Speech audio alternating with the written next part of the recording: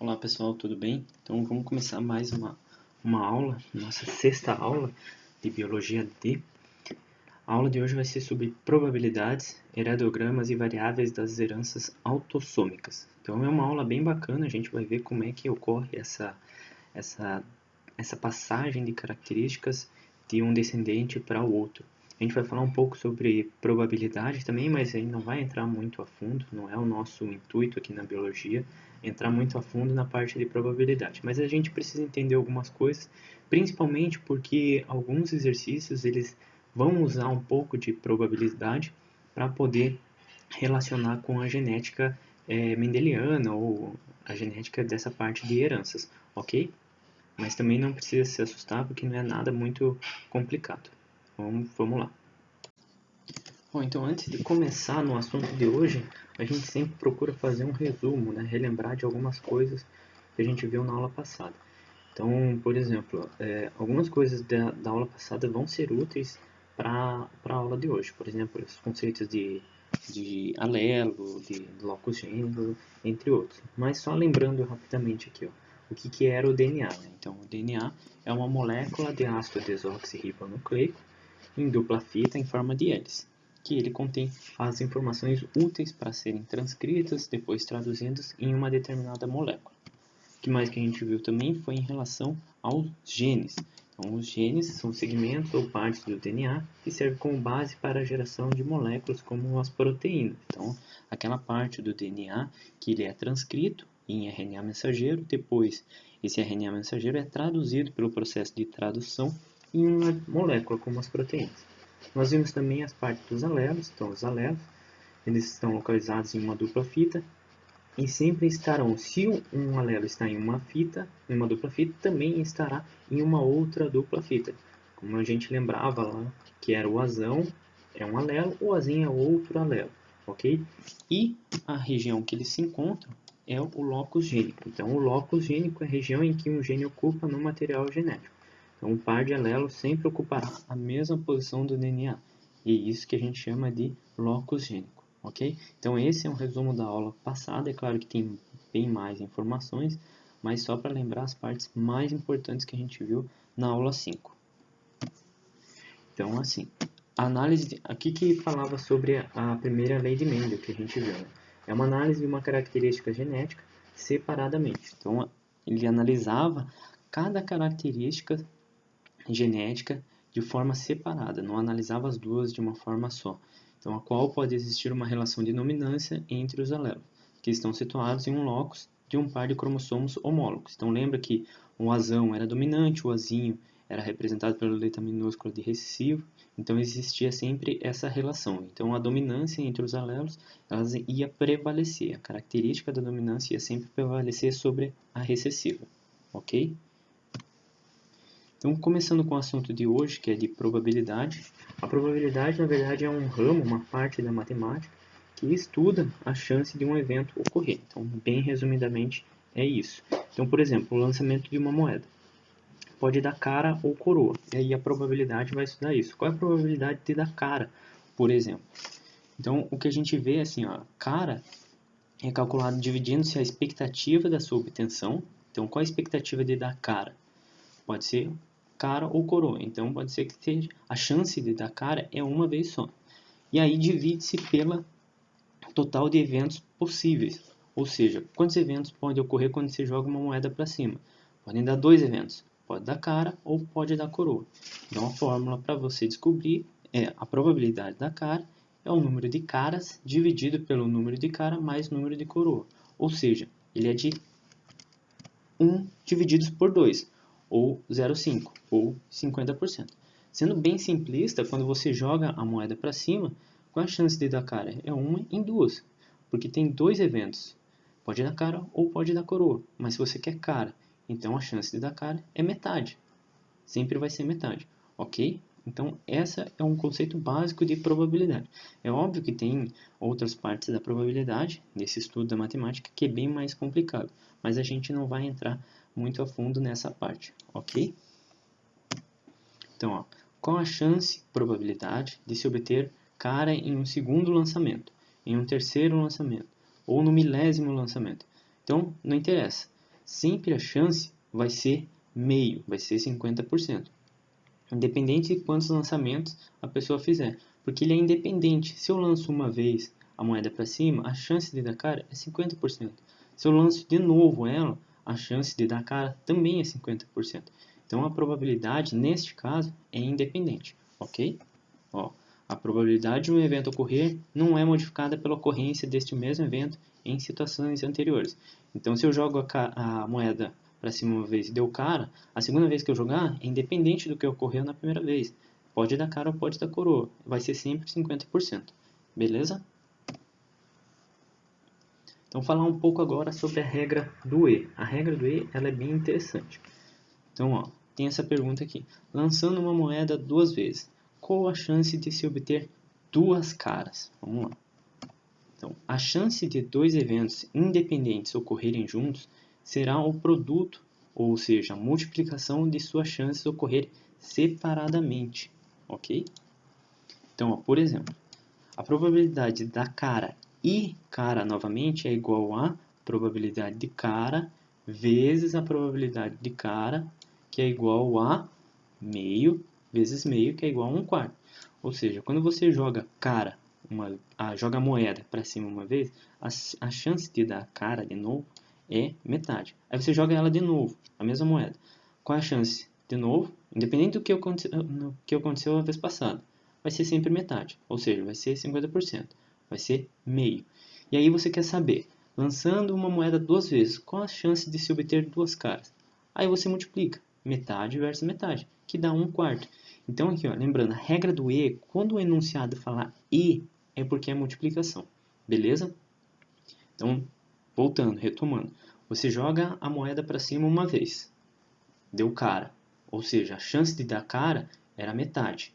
Você jogou ela de novo. Pode dar cara ou pode dar coroa? A chance é metade, então vai ser meio. Qual a chance de se obter 2 caras? Aí você multiplica meio vezes meio, que é 1/4, ou 25%. Beleza, pessoal? Essa é a regra do E. Existe uma outra regra, a regra do OU. Qual a chance de se obter 2 ou 5 no lançamento de um dado? Então você tem que somar as probabilidades de cada evento separadamente. Então a ocorrência de 2 eventos que se excluem mutuamente é igual à soma das probabilidades com que cada evento ocorre. Então, por exemplo, você joga um dado. O dado tem 6 lados, né? Aí você quer saber quanto que dá, qual a chance de dar 2 ou de dar 5. Então você exclui um ou outro. Vai dar 2 uma hora que você jogar ou vai dar 5. Qual é a chance disso acontecer? Então é sempre 1/6. Mas você quer saber, por exemplo, a chance dos dois, do 2 ou do 5.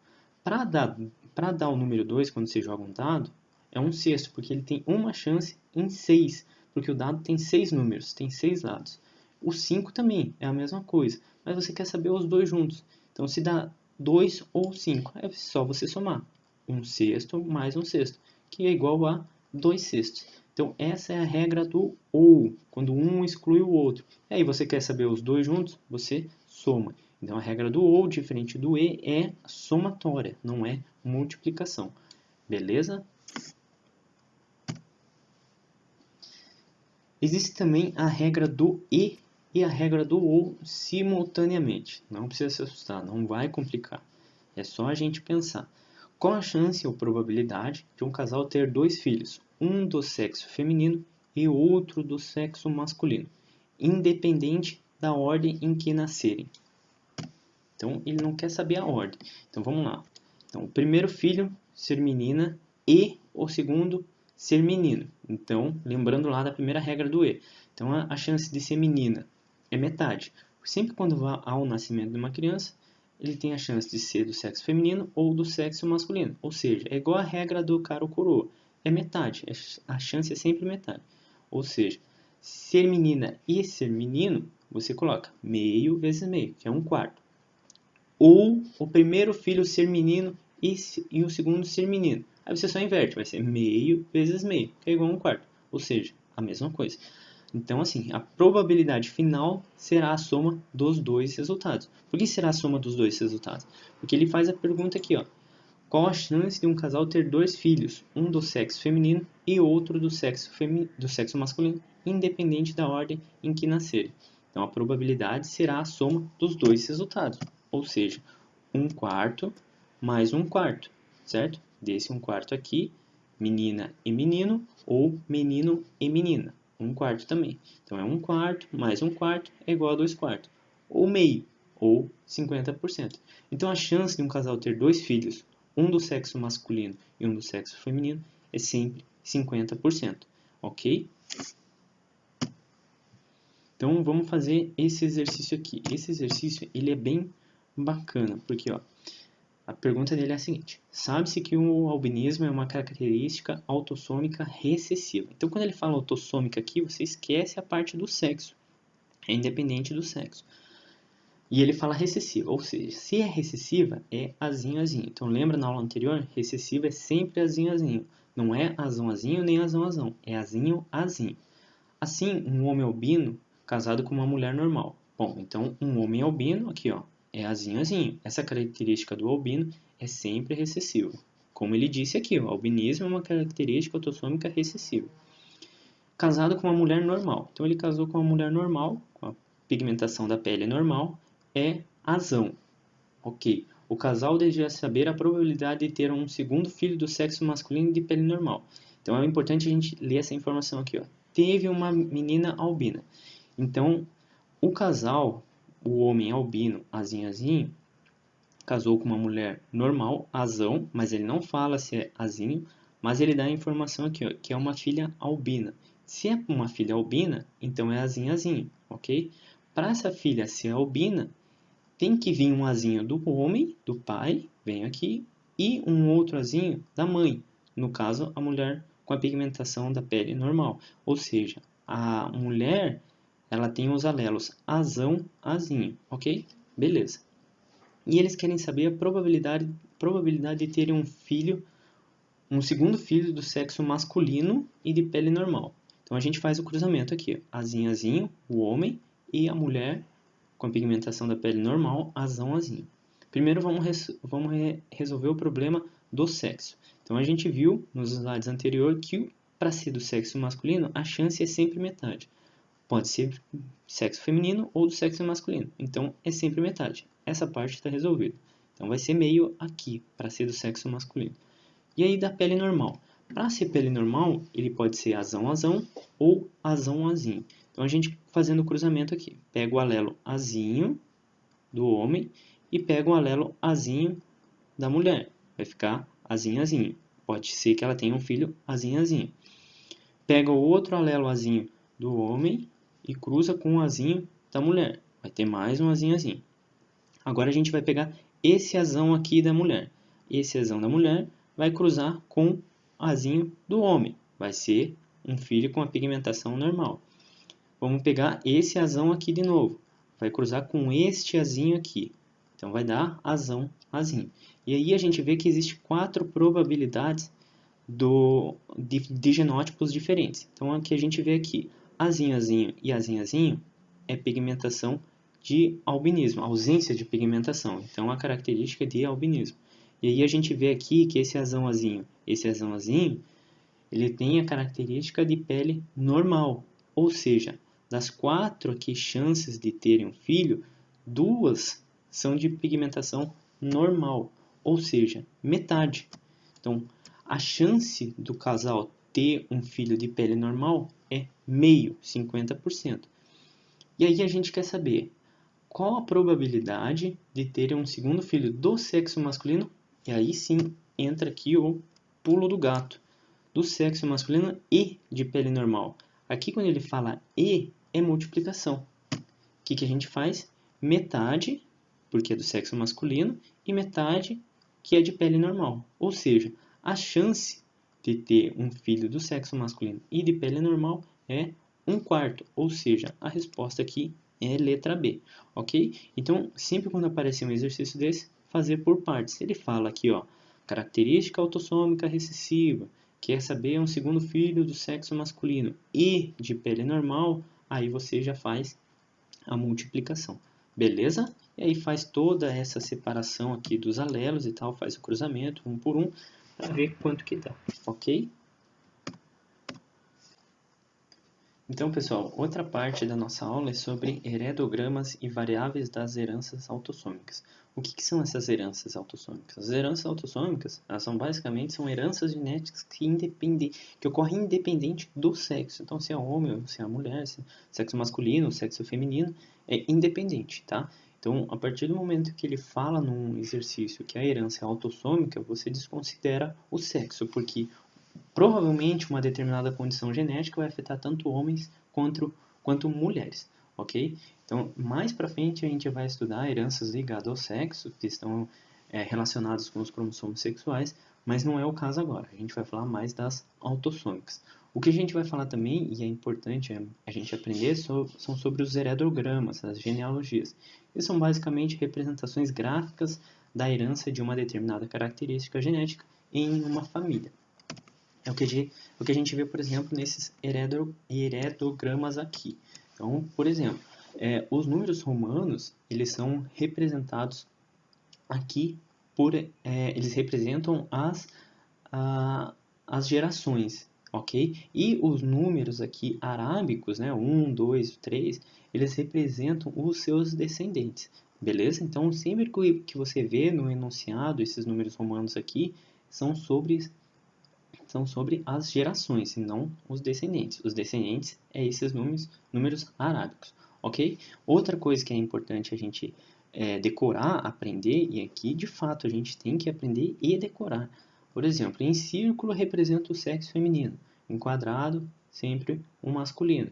A ligação aqui, ó, como a gente vê, é quando ocorre o acasalamento, ok? E aí aqui produz um descendente do sexo feminino. Aqui, esse descendente do sexo feminino, ele teve um acasalamento com alguém do sexo masculino, e assim por diante. Aí tem várias legendas, por exemplo, aqui são indivíduos afetados, aqui são heterozigotos, então, por exemplo, é azão, azinho, beleza?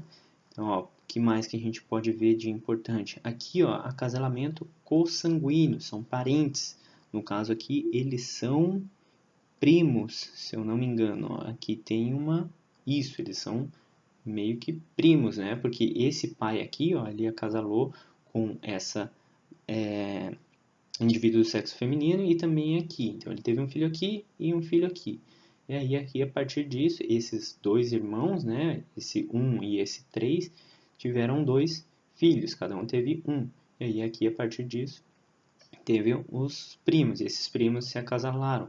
E aí, teve, então, um indivíduo com algum tipo de doença ou foi afetado de alguma maneira, ok? E eles são heterozigotos, tem um azão e tem um azinho, beleza? Então essa daqui é a representação de heredogramas. A gente vai ver mais para frente muitos exercícios que mostram esse tipo de heredograma, beleza? Então, ó, basicamente o que fala a herança, os heredogramas, é deixar descendentes é transmitir a metade do seu genótipo para a próxima geração. É mais ou menos isso o resumo de heredogramas e de herança autossômica, porque metade da sua carga genética vai para a próxima geração. Por exemplo, aqui é um indivíduo heterozigoto, então ele tem um azão e um azinho. Aqui também, um azão e um azinho. E aí, a partir disso, cada um dos alelos vai vir para cá, pro seu descendente. Beleza? Então, vamos falar um pouco sobre cruzamento ou teste. Retrocruzamento. Cruzamento teste ou retrocruzamento. Ok? Então, o que ocorre? Cruzamento, onde se cruza um ser vivo com uma característica dominante com um recessivo, ou ambos com dominante e ambos com recessivo. Então, o que a gente vê aqui, ó, dominante homozigoto. Homo quer dizer igual, hétero diferente. Então, homozigoto é azão. Dominante heterozigoto, azão-azinho. Ok? Então, como seria, por exemplo, um homozigoto recessivo? Seria azinho-azinho. O dominante é azão-azão. Beleza? Então, ó, por exemplo, nesse cruzamento aqui entre homozigotos. Então, aqui a gente vê os parentais, azão-azão e azão-azinho. E sempre quando cai um exercício assim, você separa esses alelos, separa essas letras. Vai ficar azão, azão, azão, azão, azão, azão, azinho e azinho. E aí você faz o cruzamento entre os parentais. Então você vai pegar este azão aqui e vai cruzar com este azinho aqui. Vai dar azão, azinho. Este azão aqui com este azinho aqui. Vai dar azão, azinho. Este azão aqui com este azinho. Novamente, azão, azinho. Este azão com este azinho. Azinho, azinho. Azão, azinho. Então você repara que todos os descendentes são heterozigotos, mas todos têm a característica dominante, no caso do sexo masculino aqui, que é azão, azão. Então ele sempre vai ter um fenótipo, neste caso, como a característica dominante do azão, independente se ele tem um azinho aqui, ok? Fazendo, por exemplo, agora para o heterozigoto. A gente vê aqui o cruzamento dos parentais azão, azinho com azinho, azinho. A gente vê do sexo masculino dominante, só que é heterozigoto, e aqui é recessivo, homozigoto. Então, separando os alelos, separando as letras, a gente cruza o azão do sexo masculino com o azinho do sexo feminino. E aí a gente tem azão, azinho. Esse azão aqui de novo, com este azinho aqui, vai dar azão, azinho. Este azinho do sexo masculino, recessivo, vai cruzar com este azinho aqui, vai dar azinho, azinho. Novamente, esse azinho com este azinho aqui, vai dar azão, azinho. Então, por exemplo, se no exercício ele pergunta qual a chance de dar um descendente com a característica dominante da cor de uma flor que tem a cor dominante que é vermelho. Então, a chance de dar vermelho, que é dominante, vai ser 50%, porque, ó, como a gente vê, dos 4 aqui, 2 tem a chance de dar vermelho. E aí a gente vê que é 50% ou meio, né? Um meio, ok? E aqui entra naquela parte de probabilidade. Se for recessivo, se for branca a cor, se a recessividade é representada pela cor branca, seria também meio. Ou seja, aqui, ó, azinho, azinho e azinho, azinho. Beleza? Então esse é o conceito de homozigoto e heterozigoto que eu já tinha mencionado também nas outras aulas. Beleza? Outra parte que é bem legal a gente aprender é em relação à herança sem dominância. Então essa relação de herança sem dominância, na verdade ela não tem relação de dominância ou recessividade. Então a gente vê os alelos aqui, ó, sendo representados sempre por letras maiúsculas. Ou seja, ele vai dar um fenótipo intermediário. Então, por exemplo, cruzou aqui duas flores, uma branca e uma vermelha. A flor branca ela é representada por esses alelos, Bzão, Bzão, e a vermelha, Vzão, Vzão. Aí ele cruzou, vai dar Bzão com Vzão, Bzão com Vzão, Bzão com Vzão. Sempre Bzão com Vzão. E aí ele não vai dar uma característica dominante, por exemplo, vai dar só branco ou vai dar só vermelho. Ele vai dar uma característica intermediária, porque é uma herança sem dominância. E aí vai dar uma característica, um fenótipo de flor rosa. E aí cruza essas duas flores rosas aqui. Vai dar o quê? Vai cruzar esse Bzão com esse Bzão, vai dar branca. Este Bzão com esse V vai dar rosa. Aí você parte para o outro V aqui. Esse V com esse B vai dar rosa também. E este V com este V vai dar vermelho. Então a gente vê que é uma herança sem dominância. Vai dar fenótipo intermediário. E aí cruzando esses dois descendentes de fenótipo intermediário, podem dar 25% branca, 50% rosa, 25% vermelho. O que é importante vocês notarem aqui é que a herança sem dominância, o próprio nome dela já diz, não tem dominância. Ela vai dar um fenótipo intermediário. E aí sim, se você cruzar esse fenótipo intermediário, vai dar novamente alguns descendentes parecidos com a geração parental. Parecidos não, iguais, né? A geração parental. Beleza? Esse é então o conceito de herança sem dominância. Agora vamos ver um outro, que também é parecido com a dominância, que é a herança codominante. Então ele é semelhante à herança sem dominância. Então é semelhante, mas não é igual. No caso aqui não existe um fenótipo intermediário. Não existiria, por exemplo, que cruzando um boi, a vaca branca com um boi avermelhado, daria, sei lá, um intermediário entre o branco e o vermelho, daria um rosa. Não daria, porque aqui é a herança codominante. Ambas as características aparecem. ok? Então, essa é a herança codominante. Sempre as duas características dos parentais vão aparecer, diferente da herança sem dominância, que vai aparecer o intermediário, beleza? Na codominância não, aparecem ambas, aparecem as duas no fenótipo do descendente. Então, por exemplo, a gente vê aqui o homozigoto besão com vesão, que dá avermelhado. E aí deu um heterozigoto V com B. A gente poderia pensar, branco com avermelhado vai dar mais ou menos um rosa. Isso se fosse herança sem dominância, mas como é codominante, vai aparecer as duas características. Então vai aparecer a cor avermelhado com manchas aqui em branco. Então essa é a herança codominante. Ela é semelhante à herança sem dominância. É semelhante, mas não é igual. E aí outra parte aqui é que são representados sempre por letras maiúsculas. Então, quando o exercício falar assim que é codominante ou sem dominância, lembrem desses conceitos. Codominância, aparecem as duas características no indivíduo. Sem dominância, aparece um fenótipo intermediário. Então, mistura branco com vermelho vai dar rosa. Aí, por exemplo, se fosse aqui codominância cruzando branco com vermelho, a flor aqui iria aparecer por exemplo, branca com manchas em vermelho. Aí seria codominância. Beleza? Entenderam? Então, pessoal, por hoje era isso. É sempre bom a gente saber desses conceitos básicos que normalmente aparecem nos exercícios. Então, sempre os exercícios vão falar sobre herança autossômica, se é codominante ou se é sem dominância. Então, a gente tem que lembrar desses conceitos básicos, beleza? Caso vocês precisem de alguma ajuda com algum exercício ou tirar dúvida da aula, podem me mandar um e-mail ou mensagem lá no Google Classroom, beleza? Então, bons estudos aí e até a próxima.